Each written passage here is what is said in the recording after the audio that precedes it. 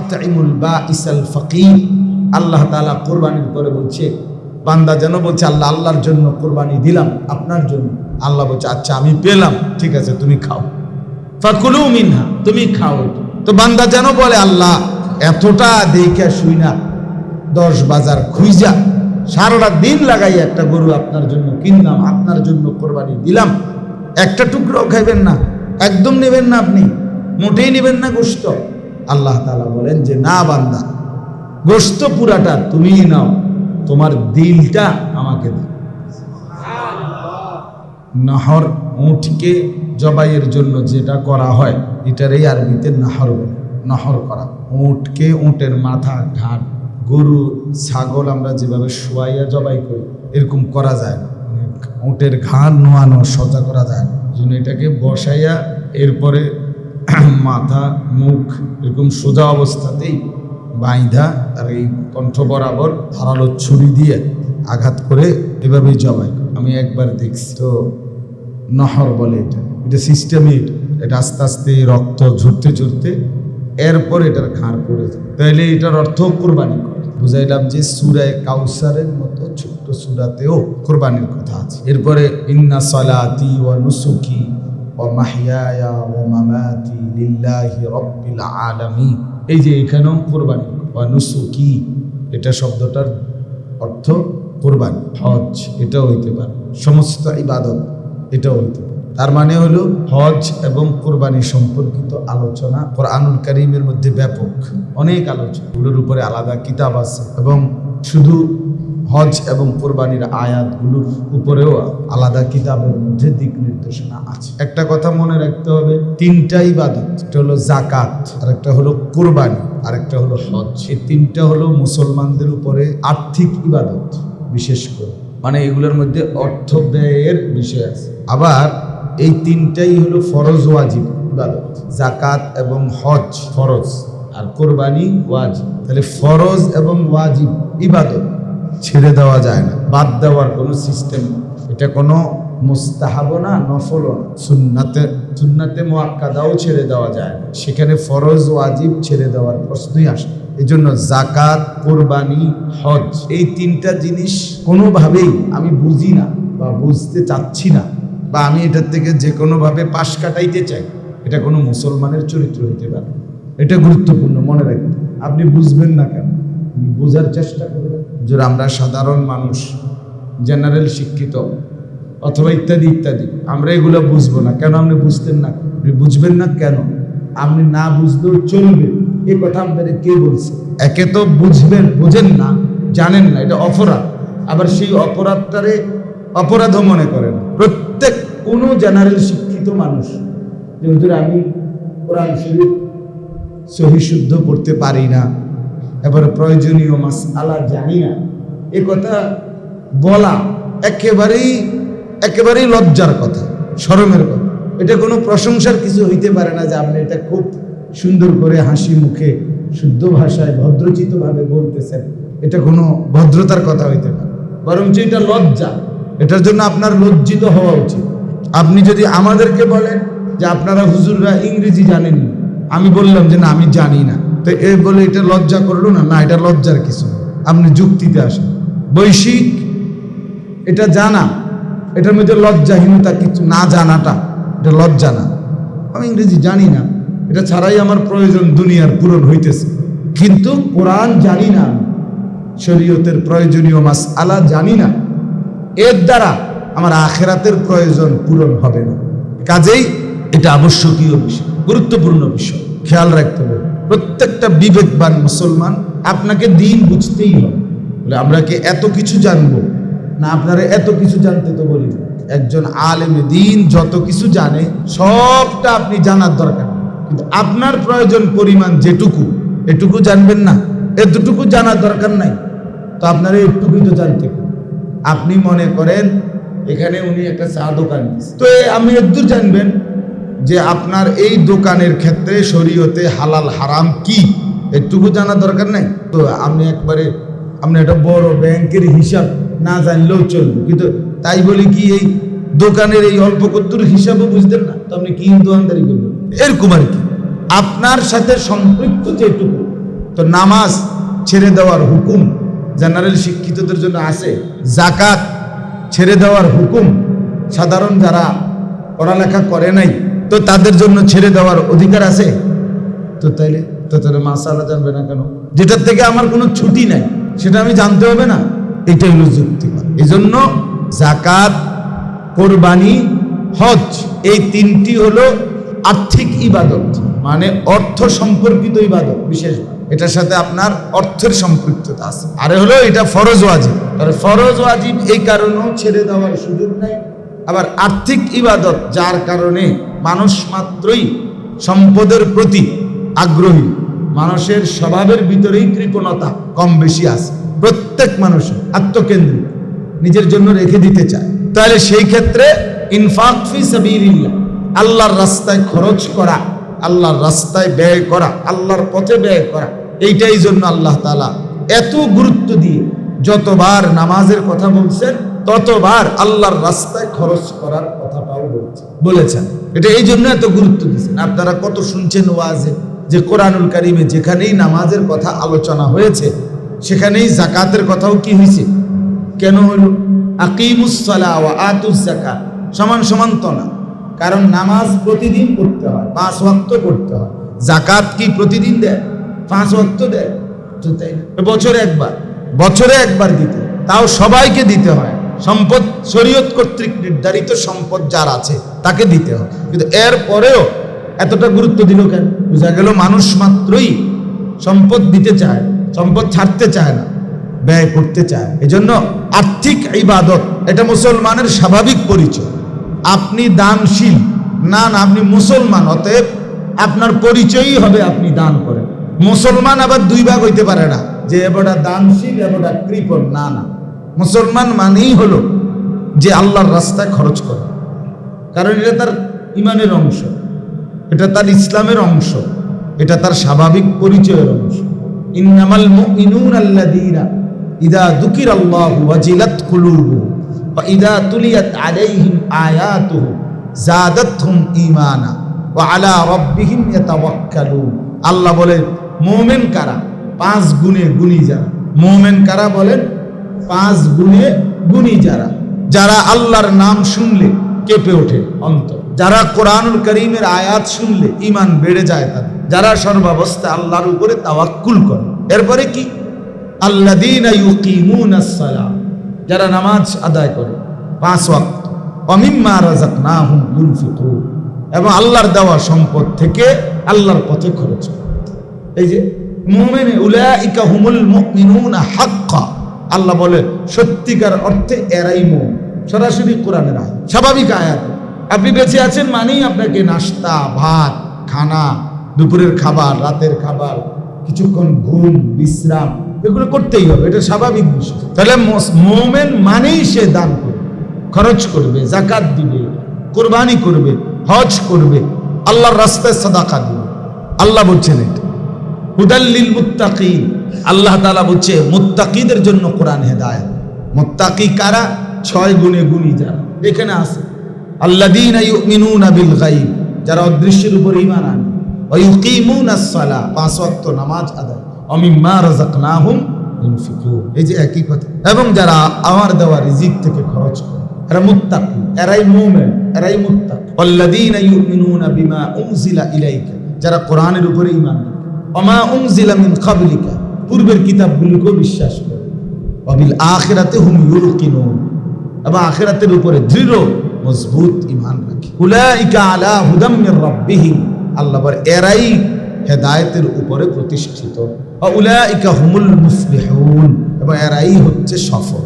তাহলে কি বোঝা গেল? সফলতা, হেদায়েতের উপরে প্রতিষ্ঠিত থাকা, মুত্তাকি হওয়া, মুমিন হওয়া, সব কিছুর সাথে ইনফাক ফি সাবিলিল্লাহ, আল্লাহর রাস্তায় খরচ, সম্পদের ব্যয় আল্লাহর পথে, আল্লাহর জন্যে, আল্লাহর হুকুমে নিজ সম্পদের ব্যয় করা, এটা সিফাত, এটা পরিচয়, বৈশিষ্ট্য, স্বাভাবিক কমন একটি জেনারেল গুণ, এটা সাধারণ গুণ। সাধারণ মুসলমান বখিল হইতে পারে না, মুসলমান নিজের মালকে নিজের মনে করতেই পারে না, হতেই পারে না। আমার দেহ শরীর যেমন আমার আল্লাহর, আমার অর্থবিত্ত উপার্জন কামাই রোজগারি আল্লাহ, সবই আমার আল্লাহ। তাহলে এই জন্য বললাম যাকাত, কোরবানি, হজ, এই তিনটি আর্থিক ইবাদত আমাদের সমাজে অনেক মুসলমান ইচ্ছা করে ঠান্ডা মাথায় বুঝতে চায় না।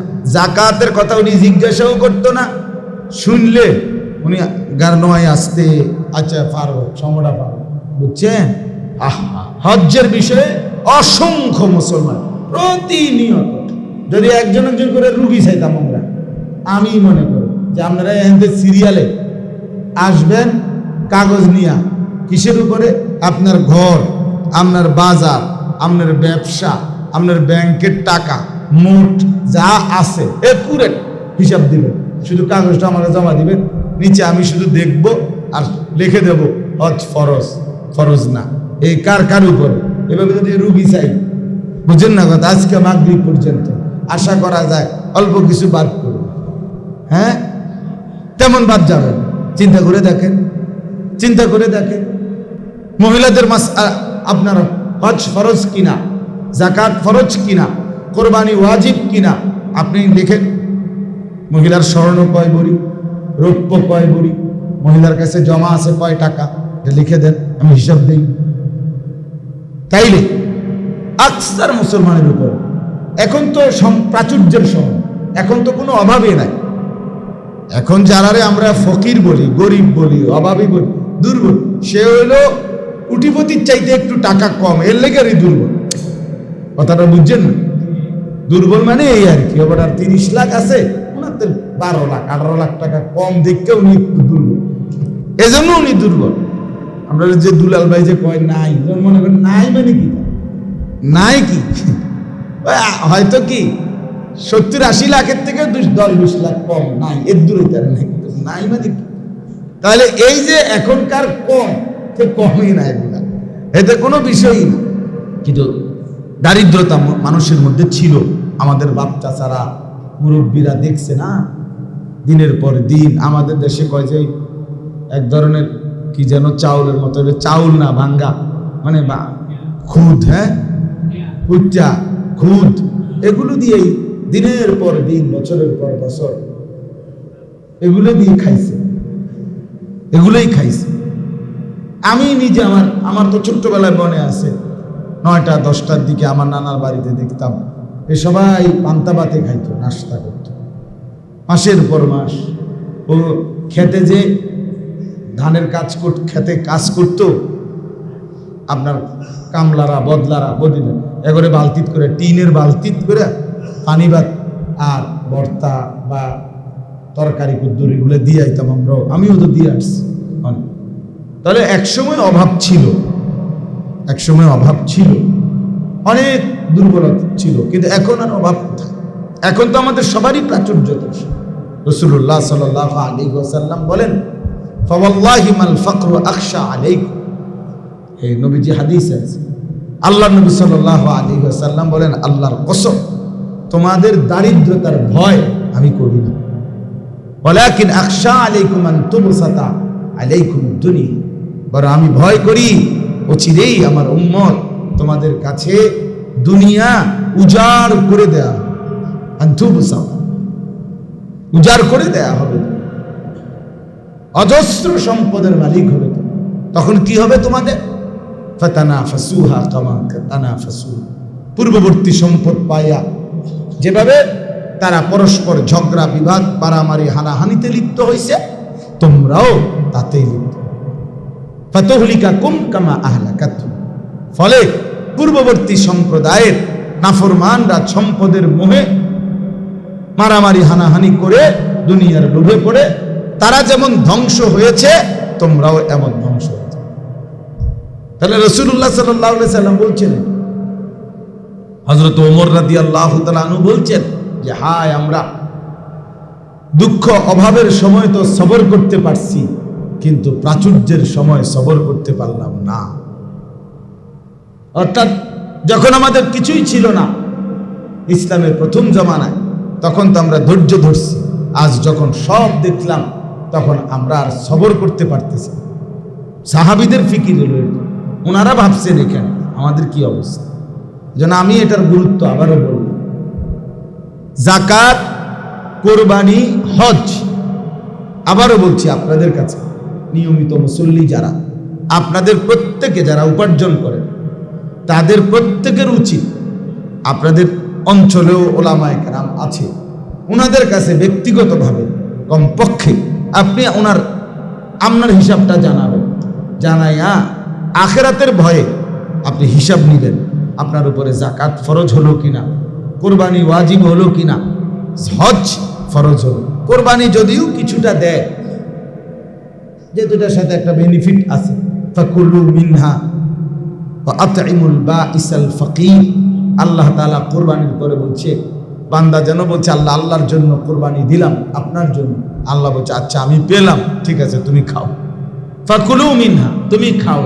তো বান্দা যেন বলে আল্লাহ এতটা দেখে শুই না, 10 বাজার খুঁজা সারাটা দিন লাগাই একটা গরু আপনার জন্য কিনলাম, আপনার জন্য কোরবানি দিলাম, একটা টুকরো খাইবেন না, একদম নেবেন না, আপনি মোটেই নেবেন না গোশত।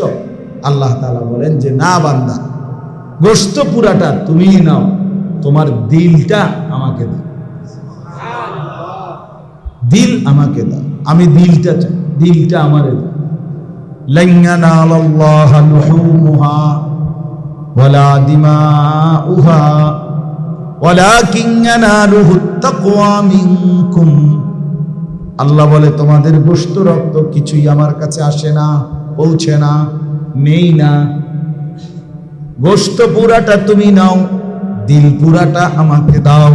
সুবহানাল্লাহ। আমি দিল চাই, ইখলাস চাই, গুনাহমুক্ত কিনা সেটা দেখতে চাই, তাকওয়া আছে কিনা ওটা দেখি। এই জন্য বললাম এই বিষয়টা, কোরবানি যদিও কিছুটা দেয়, কিন্তু হজ এবং যাকাত এই দুইটা ফরজ বিধানের ব্যাপারে আমাদের সীমাহীন গাফলুত, সাংঘাতিক গাফলুত। বলে কত মানুষ হজে যায়, দৌড়ো কত মানুষ যায় না, 1 লাখ পুরাইতে পারছে না, টাকা বাইরে গেছে। কি টাকা বাইরে গেছে? মানে এখন ইটালি যাইতে যত লাগে এর থেকে বেশি বেড়ে গেছে না? এখন কি বেড়ে গেছে? একতলা বিল্ডিং করতে যেই টাকা লাগে হজের খরচ তার চাইতে বেশি বেড়ে গেছে না? তো কি বেড়ে গেছে? কি বেড়ে গেছে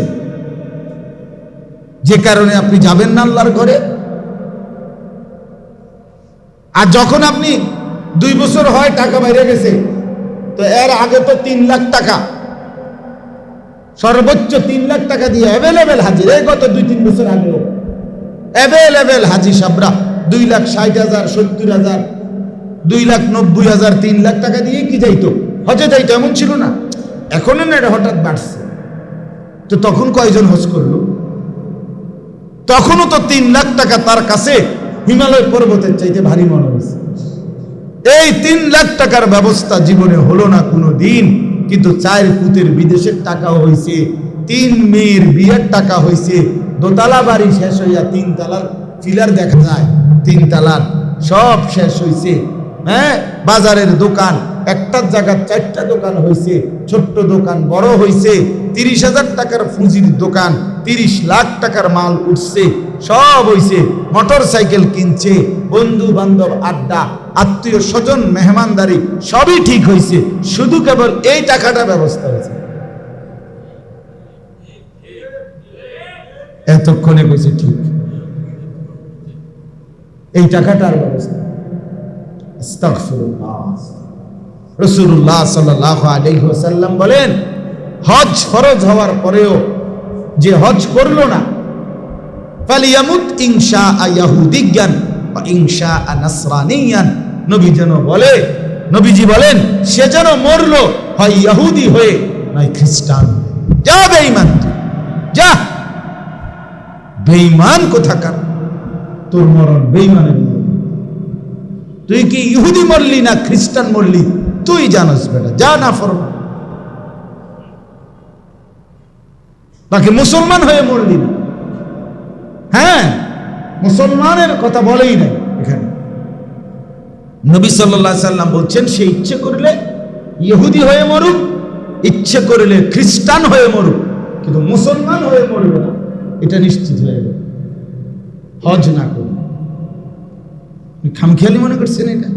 মন চাইলো গেলেন পিকনিক, পিকনিক স্পট, আপনার খেয়াল খুশি মতো দিন চলে, খামখেয়ালি এটা? মন চাইলো গেলাম, মন চাইলাম না গেলাম। আল্লাহ আমাদেরকে মাফ করে দেন। এজন্য মুসলমান হজই করতে হবে। উমরা 1.5 লাখ টাকা দিয়ে উমরা করে মনে করবেন না যে হজ্জের হুকুম আদায়। আল্লাহর ঘর দেখে, আল্লাহর ঘর দেখা শুধু এটাকে হজ বলে না। আল্লাহর ঘরের গুরুত্বপূর্ণ ঘরকে কেন্দ্র করে হজ অনুষ্ঠিত হয়, কিন্তু হজ মানে শুধু কাবা শরীফ দেখা। কথা বলেন না কেন? হজ মানে শুধু কাবা শরীফ দেখা? তো ইদানিং এই প্রবণতাটা বেড়ে যাচ্ছে। বহুত ভদ্রলোক ভদ্রতা নতুন করে বেড়ে যাচ্ছে, বুঝাচ্ছে, মানে উমরা করছে, ভালো কথা, উমরা সুন্নাত, অনেক নেকি, কিন্তু উমরা আপনার মাত্র 1.5-2 লাখ টাকার এই খরচ। তো এইটা দিয়া আপনি হজ্জের হুকুম কোনোভাবেই আদায় হবে না, কোনোভাবেই না, কোনোভাবেই না। আমার এই কয়দিন আগে একজনে জিজ্ঞেস করছে, হুজুর উমরা করলে শারবুনি, কিতা শারবুনি, কি শারবুনি জিগাইলেন? কয় হজ্জের হজ শারবুনি। তারা আমি বললাম, চাচা আগে বলেন যে কয়টা ছাগল একত্র করিলে একটা গরু হয়? বলছে না, কি লেগে গরু হইব কেমনে? ছাগল যতটা ছাগলই তো, গরু তো গরু আলাদাই, ঠিক না কথাটা? তো তাইলে কয়টা উমরা একত্র করলে একটা কোরবানি হজ হয়? উমরা তো উমরাই, হজ তো কি হজ আলাদা হুকুম, হজ তো ফরজ। ওয়ালিল্লাহি আলান নাসি হিজ্জুল বাইত, আল্লাহ বলেন আমার সন্তুষ্টির জন্য আমার ঘরের হজ ফরজ করে দিলাম। কার উপরে?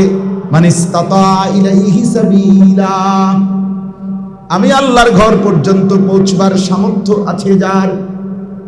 আল্লাহ বলে যদি কেউ পাত্তা না দাও, মূল্যায়ন না করো, এটাকে যদি খামখেয়ালি মনে করো, অবজ্ঞা করো, তুচ্ছ তাচ্ছিল্য করো, ওমান কাফারা ফাইন্নাল্লাহা গানিয়্যুন আনিল আলামিন, আল্লাহ বলে তামাম পৃথিবীও যদি আমি আল্লাহর বিধানকে অবজ্ঞা করে, আমি গোটা পৃথিবীর কারোই মুখাপেক্ষী নই, কারো মুখাপেক্ষী না। সবাই আসলেও কাবার দাম যা তাই থাকবে, সবাই না আসলেও কাবা দামই থাকবে। তুমি আসলে তোমার লাভ, আমি আল্লাহ বাড়িও না কমিও না। লা ইয়াজিদুহু শাইউন ওয়ালা ইয়ানকুসুহু শাইউন, কোনো কিছু আল্লাহকে বাড়াইতে পারে না, কোনো কিছু আল্লাহকে কমাইতেও পারে না। সবাই প্রশংসা করলেও আল্লাহ বাড়ে না, সবাই নিন্দা করলেও আল্লাহ কমে না। বুঝেন নাই? আল্লাহ আল্লাহ, আল্লাহু আকবার, তিনি বড়ই। ওয়ালা যিকরুল্লাহি আকবার হুয়াল আলিয়্যুল আযীম, তিনি আলী, তিনি আযীম। কাজে আল্লাহ বাড়ে না, কমে না, আল্লাহ কারো ধার ধারে না, আল্লাহ কারো প্রতি মুখাপেক্ষী নয়। আল্লাহুস সামাদ লা ইয়াহতাজু ইলা শাইইন কুল্লু শাইইন মুহতাজুন ইলাইহি। সামাদ অর্থ কি? যিনি কোনো জিনিসের প্রতি মুখাপেক্ষী নহেন, বরং সব জিনিস যার মুখাপেক্ষী, তিনি কে? আল্লাহ। চলেন, এই জন্য আমি একসাথে কইলাম, মুদ্দা কথা বললাম যে এক কথায় আপনারা বোঝানো যাবে না। হজ, যাকাত, কোরবানি গুরুত্বপূর্ণ, খামখেয়ালির সুযোগ নাই, খামখেয়ালির সুযোগ। হজ ফরজ হওয়ার পরও করলেন না, মরণ। আমনে এনে মাথার উপরে যদি পাগড়ি দিয়া, পাগড়ির উপরে রুমাল দিও, এর উপরে আরো বড় একবারে মসজিদের ছাদেও দাঁড়ায় থাকেন, আর আপনি যদি ভাবেন আপনি বড় দিনদার না। আল্লাহ রাসূল সাল্লাল্লাহু আলাইহি ওয়াসাল্লাম বললেন, যার উপরে হজ ফরজ হলো অথচ আদায় করলো না, তা আপনি অন্য কোনো বিষয় দিয়া এই হুকুম থেকে নিজেকে রহিত করতে পারবেন না। যে না আমি হজে যাব না হুজুর, মসজিদে দরকার হইলে 10,000 টাকা দিলাম বলে কইছিলাম আরো 10,000 বাড়াই দিব, তো সারছে? কথা বলেন না কেন? সারছে কি? নামাজ আরো 4 ওয়াক্ত বেশি করলাম, হবে কি? রাত্রিবেলা তাহাজ্জুদ নামাজ আরো 10 রাকাত করলাম, হবে না? এটা তো আলাদা হুকুম। নামাজ আলাদা হুকুম, রোজা আলাদা হুকুম, যাকাত আলাদা হুকুম। এক হুকুম, আমি অনেকবার কইছি এই কথা, এক হুকুম আরেক হুকুমের বিকল্প নয়। এই মসজিদে যিনি 1 কোটি টাকা দিছে, তো উনার আর নামাজ পড়তে হবে না। কথা বলেন না? এখানে যে টাইলস লাগাই দিছে সবটা মনে করেন একজনে, তো উনার আর নামাজ পড়তে হবে না। এটা তো দান করলেন, এটা তো আলাদা হুকুম হইল, আলাদা সওয়াব পাইলেন। কিন্তু নামাজ, যাকাত, হজ, আল্লাহ আমাদেরকে বুঝার তৌফিক দান করেন। চলেন, আল্লাহ তাআলা বলেন, ওয়াইদ বাওয়ানা লিইব্রাহিমা মাকানাল বাইতি, আমি আল্লাহ ইব্রাহিমের জন্য আমার ঘর কাবার সীমানা নির্ধারণ করে দিলাম। গত জুমায় কিছুটা বলছি এটা।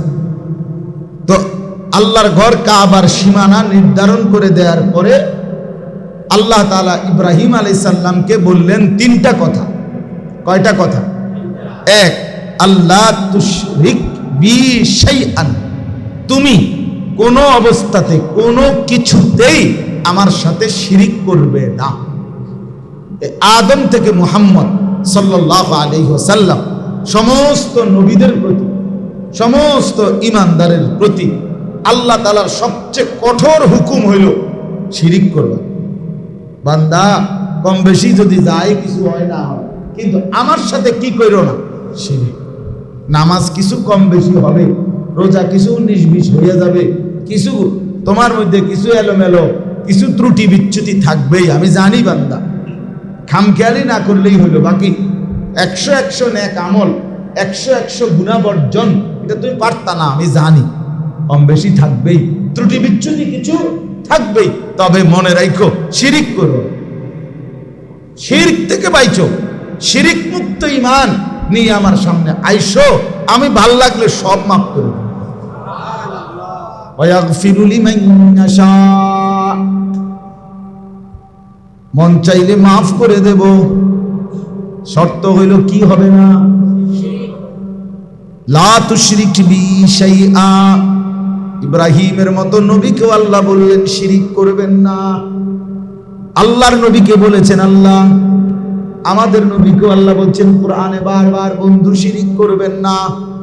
ওয়ালা তাজাল মাআল্লাহি ইলাহান আখার, নবীকে সরাসরি আল্লাহ বলেন,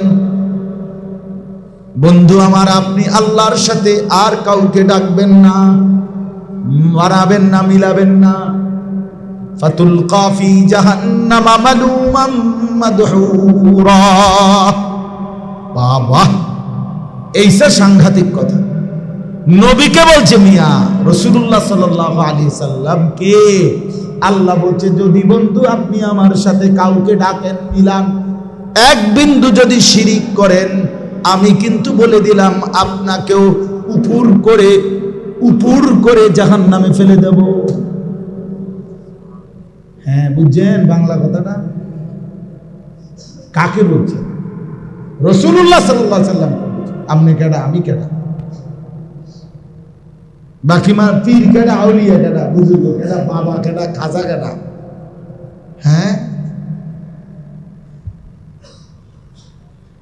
বাবার দরবারে কোনো কি নাই, ইমান কিছু হিসাব না, সব বরাবর, বেড়া বেড়ি সব আমার। বাবা বাবা তরাইয়া দিব, বাবা তরানেওয়ালা, বাবা পার করে দিব। কোনানে পার করবো জিজ্ঞাসা না, কোথায় পার করে দিব? কোথায় পার করবো? ফার তো করবো বুঝছি, ফার করে নিব কোনানে? খামখেয়ালি, হায় মুসলিম, অহরহ শিরকে, গাছের মধ্যে মাজারে, গাছের ডালের মধ্যে লাল লাল সুতা বাঁধে। সুতা দেখছেন কখনো? আমি দেখছি একবার, রাতে 2টা বাজে, 2টা 2:30 বাজে, এক জায়গায় দেখতে গেছি চুপচাপ, কি হয়, কোনো মানুষ নাই, ভাবছি এই সুযোগ, দিনে গেলে মানুষ দেখে লাগবো, চিন্তা লাগবো, এই জন্য গেছি না। 2টা-2:30 বাজে নিঝুম জায়গা, দেখলাম অনেক সুতা গাছের ডালের, এরকম লাল লাল সুতা বাঁধা। আমি একবার একজন রেজি গেছিলাম, সুতা বাঁধে কেন? বলছে তোর বিভিন্ন মান্যত, বিশেষ করে জিফুত হয় না যারা, এরা বেশি কি বাঁধে। পরে আমি বললাম যে আরে তার চাইতে এই সুতা না বাঁধে তার বেডিরে গাছটার মধ্যে বাঁধতে হতো, তাহলে ভালো হয়েছে। তার বেডিরে বাঁধতে হতো, টাঙ্গাইলে তুলে বেডিজন বাচ্চা হয় না। নাউযুবিল্লাহ, নাউযুবিল্লাহ, কি আশ্চর্য! অথচ আল্লাহ তাআলা বলেন ছেলে মেয়ে ছেলে আমি দেই, আল্লাহ দেন নাকি? ইয়াহাবু লিমান ইয়াশাউ ইনাসা, আমি যাকে ইচ্ছে করি মেয়ে দেই। ইয়াহাবু লিমান ইয়াশাউ যুকুর, আমি যাকে ইচ্ছে করি ছেলে দেই। আও ইউযাওয়িজুহুম যুকরানাও ওয়া ইনাসা, আল্লাহ বলে যাকে ইচ্ছে করি ছেলে মেয়ে দুইটাই দেই। ওয়ায়াজআলু মান ইয়াশাউ আকিমা, যাকে ইচ্ছে করি আমি কোনোটাই দেই না। আমার বড় ভাই মাওলানা মাহবুবুর রহমান আশরাফি, ওরা তো 4 ছেলে মেয়ে নেই। আমার মেজো ভাই, তার 2 ছেলে মেয়ে নেই। আমার তো 2টা মেয়েও আছে, 2টা ছেলে আছে। আগেরটা কি নাউজুবিল্লাহ, তা আরো 2 বার মাশাআল্লাহ বল।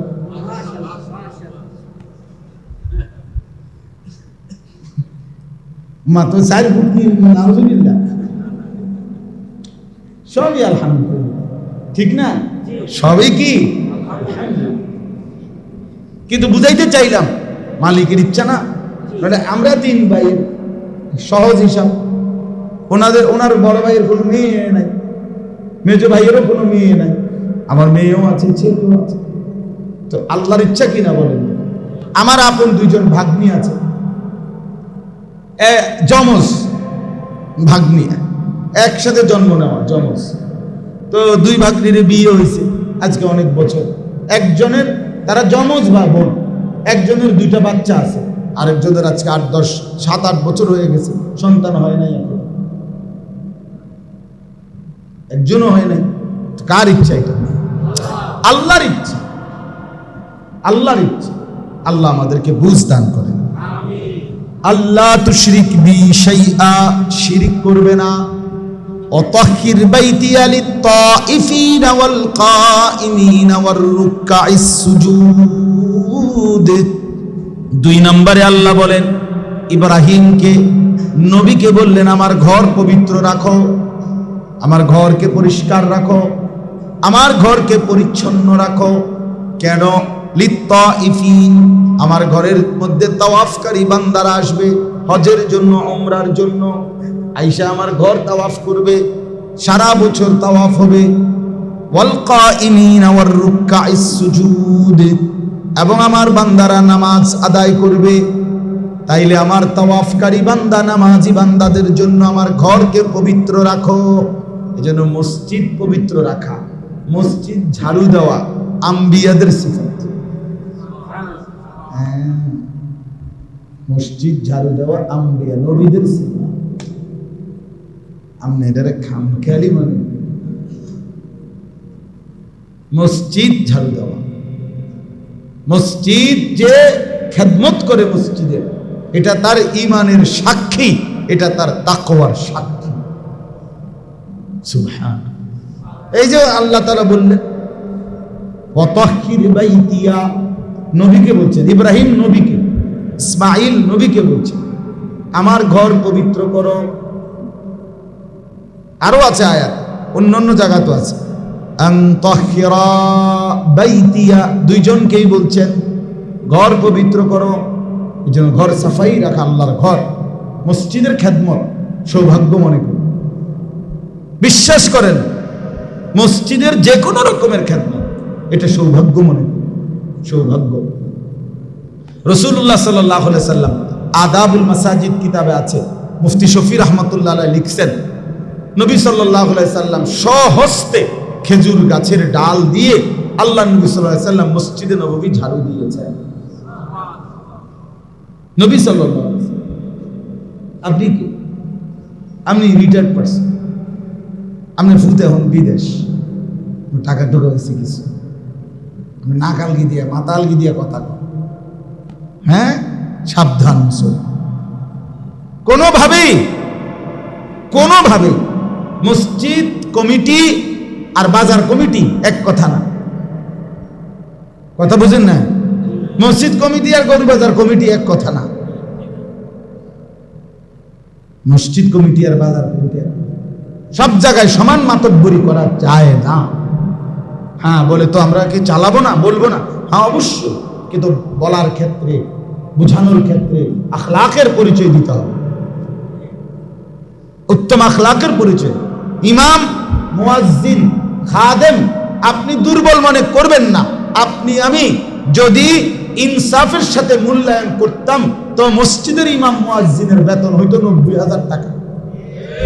আমি দিচ্ছি না যে কেন কমাইছেন, কিন্তু আল্লাহই কি ঠিক করে দিছে?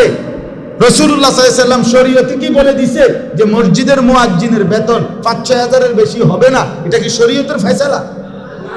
এটা আমাদের মানসিকতার ফয়সালা। আমার বেতন বাড়ানোর লাগে না ভাই, মাফ করে। দুলাল ভাই লড়ে ছেড়ে বসে খাইছে, কোন দিকে আগাইতে আছে, লক্ষণ তো ভালো না। না না, লক্ষণ ঠিকই আছে। আমি বুঝাইলাম আর সবার জন্য খেয়াল করতে হবে, বুঝছেন না? শুধু দোষ ধরা, শুধু ধমকা ধমকি করা উচিত। ইনসাফের সাথে বলা, আখলাক দিয়ে বলা, উত্তম আদবের সাথে বলা, সেটা আল্লাহর ঘরের খাদেম, সেটা আল্লাহর ঘরের খাদেম। ইমামের এই জায়গায় যদি দাঁড়ায়, আপনি 1 মিনিট চোখ বন্ধ করে ভাইবা দেখেন তো এর আগে কে দাঁড়াইছে। তো ইমাম সাহেবের আগে আরেকজন ইমাম, আরেকজন। হঠাৎ করে শুনবেন একজন ইমাম বলতেছে, আমার আগে ইমামতি করছেন যিনি, তিনি সাইয়্যিদুনা আলী রাদিয়াল্লাহু তাআলা। এবার আলীকে বলেন, আপনার আগে ইমাম কে ছিলেন? আলী বলবে, আমার আগে ইমাম ছিলেন আমিরুল মুমিনিন সাইয়্যিদুনা উসমান। এবার ওসমানকে বলেন, ওসমান আপনার আগে কে ইমাম ছিলেন? ওসমান বলবে, আমিরুল মুমিনিন ওমর ইবনুল খাত্তাব। এবার ওমরকে বলেন, ওমর আপনার আগে ইমামতি কে করেছেন? ওমর বলবে, আমিরুল মুমিনিন খলিফাতুল মুসলিমিন আবু বকর। এইবার আবু বকরকে বলেন, বন্ধু আমার, এইবার আবু বকর সিদ্দিককে বলেন, আবু বকর এই মসজিদে ইমামের এই মসনদে আপনার আগে কে নামাজ পড়াইছেন? আবু বকর বলবে, ইমামুল আম্বিয়া, ইমামুল আতকিয়া, ইমামুল মুমিনিন, সাইয়্যিদুর রাসূল, সাইয়্যিদুল আম্বিয়া, নবী দো জাহাঁ, নবী দো শাহ, নবী দো আলম, মুহাম্মাদুর রাসূলুল্লাহ সাল্লাল্লাহু আলাইহি ওয়াসাল্লাম। এখানে তিনি দাঁড়াইছেন। আজ 1450 বছর পরে ইমাম সেই জায়গায় দাঁড়ায়, মুহাম্মদ আরবির মসনদে দাঁড়ায়, মুহাম্মদ আরবির সেজদা যেখানে, সেই জায়গায় দাঁড়ায়। খামখেয়ালি না করুন, ঠিক আছে না? ইনশাআল্লাহ সম্মান করবে, মহব্বত করবে। যে কোনো বিষয় আন্তরিকতার সাথেই বলা, আল্লাহ তাআলা আমাদেরকে তৌফিক দান করেন। ওয়াআদ্দিন ফিন নাস বিল হজ্জ। আর 3 নাম্বার হুকুম হলো, ইব্রাহিম আলাইহিস সালামকে আল্লাহ বললেন, আপনি আমার বান্দাদেরকে ঘর বানিয়েছেন, এবার আমার বান্দাদেরকে হজ্জের জন্য, হজ আদায় করার জন্য আপনি আহ্বান করেন, সারা পৃথিবীর মানুষকে ডাকেন।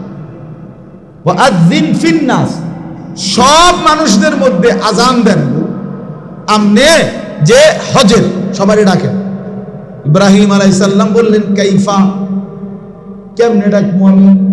আমি মানুষ একজন, আমি মক্কায় দাঁড়িয়ে যদি ডাকি শুনবে কয়জন?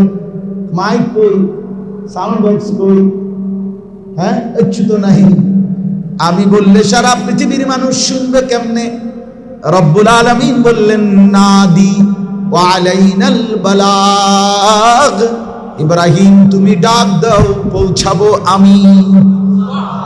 আমার গোটা কায়নাতে সাউন্ড বক্স সব আমি চালু করে দেব, কুল কায়নাত শুনবে, সাত আসমান শুনবে, সাত জমিন শুনবে, আরশ আজিম পর্যন্ত ফেরেশতা যা আছে সব শুনবে, রূহের জগতে যত মানুষ আছে তারাও শুনবে, মায়ের পিঠে যারা আছে, পেটে যারা তারাও শুনবে, বাবার পিঠে যারা তারাও শুনবে, অথবা জমিনে এখন বেঁচে আছে যারা তারাও শুনবে।